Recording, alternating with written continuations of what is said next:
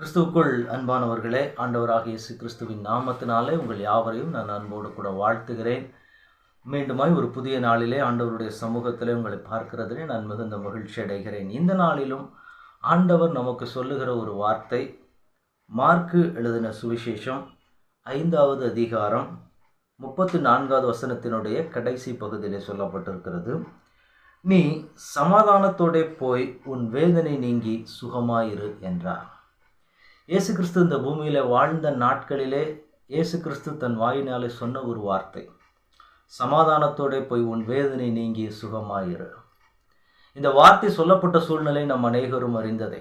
12 வருட பெரும்பாடுள்ள ஒரு ஸ்திரீ மிகவும் வேதனைப்பட்டு எவ்வளவோ பணங்கள் செலவு பண்ணியும் கூட தனக்குள்ள இருக்கிற ஒரு வியாதி மாறாத ஒரு நிலைமை, எப்படியாவது எனக்கு ஒரு சுகம் கிடைக்க வேண்டும் என்று சொல்லி இயேசு கிறிஸ்துவினுடைய வஸ்திரத்தை ஆகிலும் நான் தொட்டால் நான் சுகமாவேன் என்று சொல்லி ஒரு விசுவாசத்தோடு கூட வந்து ஆண்டவரை தொட்ட ஒரு ஸ்திரீ. அந்த ஸ்திரீயை பார்த்து இயேசு சொன்ன ஒரு வார்த்தை, நீ சமாதானத்தோட போய் உன் வேதனை நீங்க சுகமாயிரு. இந்த வார்த்தை கேட்டுக்கொண்டிருக்கிற உங்களுக்கும் ஏதோ ஒரு போராட்டத்தின் மத்தியிலே நீங்கள் செல்வீர்களானால், அந்த 12 வருஷ போராட்டத்தின் மத்தியில கடந்து போய் கொண்டிருந்த அந்த ஸ்திரீக்கு இயேசு சொன்ன அதே வார்த்தை ஆண்டவர் இன்றைக்கு உங்களுக்கும் சொல்லுகிறார். உங்கள் வேதனை நீங்கி நீங்கள் சுகமாக இருக்க போகிறீர்கள். எப்படிப்பட்ட வியாதியின் போராட்டத்தில் நீங்கள் நிற்கிறீங்களா? என்ன சூழ்நிலைமையில் நீங்கள் நிற்கிறீங்க? ஆண்டவர் இந்த நாளிலே உங்களை தான் பார்த்து சொல்லுகிறார், உங்கள் வேதனை நீங்க போகிறது. எப்படிப்பட்ட வியாதியின் போராட்டமாக இருக்கட்டும், இல்லை வேறு விதமான சூழ்நிலைகளில் நீங்கள் வேதனைப்படக்கூடிய சூழ்நிலைகள் இருந்தால், இந்த நாளிலே என் ஆண்டவராக இயேசு கிறிஸ்து உங்களுக்கு சொல்லுகிற ஒரு வசனம், உங்கள் வேதனை நீங்கி நீங்கள் சுகமாக இருக்க போகிறீர்கள். இந்த ஸ்திரீயை பார்க்கும்போது 12 வருடங்கள் ஏதாவது ஒரு அற்புதம் என் வாழ்க்கையில் நடந்துராதா, ஏதாவது எங்கே போயாவது எனக்கு ஒரு விடுதலை கிடைச்சிராதான்னு சொல்லி பல இடங்களில் போய் போராடுகிற ஒரு ஸ்திரீயாக இருக்கிறாள். அந்த ஸ்திரீ எப்படியாவது இயேசு கிறிஸ்து இந்த இடத்துல வந்திருக்கிறான்னு தெரிஞ்சு எப்படியாவது அவருடைய வஸ்திரத்தை ஆகிலும் நான் தொட்டால், அவருடைய ட்ரெஸ்ஸை தொட்டாவது நான் சுகமாவேன் என்று சொல்லின ஒரு விசுவாசத்தோடு கடந்து வந்தாள். அவளுடைய வாழ்க்கையில் இருந்த அதே விசுவாசத்தோடு, எனக்கு எப்படியாவது இந்த ஒரு வியாதியோ இந்த போராட்டமோ என் வாழ்க்கையிலிருந்து மாறினா போதும், இந்த வேதனையோ இந்த கஷ்டமோ என்னை விட்டு நீங்கினால் போதும் அப்படின்னு சொல்லி ஒருவேளை ஒரு ஏக்கத்தோடு நீங்கள் காத்திருக்கிறீங்கன்னா, ஆண்டவர் இந்த நாளிலே உங்களுக்கு வாக்கு கொடுக்கிறார், உங்கள் வேதனை நீங்கி நீங்கள் சுகமாக இருப்பீர்கள். எப்படிப்பட்ட வேதனையாக இருந்தாலும் என் ஆண்டவரால் அதை மாற்ற முடியும். உங்களுக்கு வேண்டியது ஒரே ஒரு விசுவாசம்தான். அந்த ஸ்திரீ விசுவாசத்தோடு வந்து, எப்படியாவது என் வியாதி சுகமாகும், இந்த இயேசுவினுடைய வஸ்திரத்தை ஆகிலும் நான் தொட்டால் என் வியாதி சுகமாகும் என்று சொல்லி அந்த ஸ்திரீக்குள்ள இருந்த ஒரு விசுவாசம். இன்னைக்கு நீங்க விசுவாசிக்கிறீங்களா?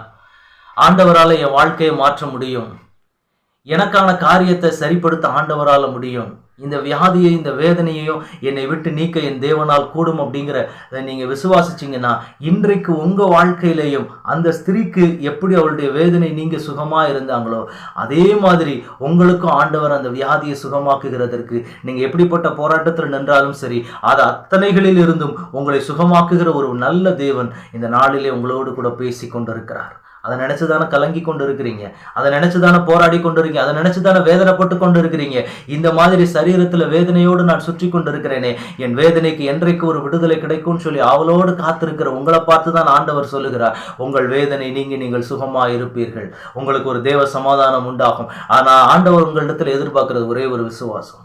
என் ஆண்டவரால் சுகமாக்க முடியும். அந்த 12 வருஷங்கள் பெரும்பாடுள்ள ஸ்திரீ எத்தனையோ இடங்கள்ல போய் ட்ரீட்மெண்ட் பார்த்தோம், எதுவுமே கிடைக்கலன்னு கடைசியா இயேசுவின் இடத்துல வந்து, இயேசு என்னை தொட்டாரானால் என் வாழ்க்கை மாறும், அவருடைய வஸ்திரத்தை ஆகிலும் என் தொட்டால் நான் மாறுவேன், என் வியாதிகள் மாறும் அப்படின்னு சொல்லி ஒரு ஆவலோடு தேவ சமூகத்தை தேடி வந்தாங்க.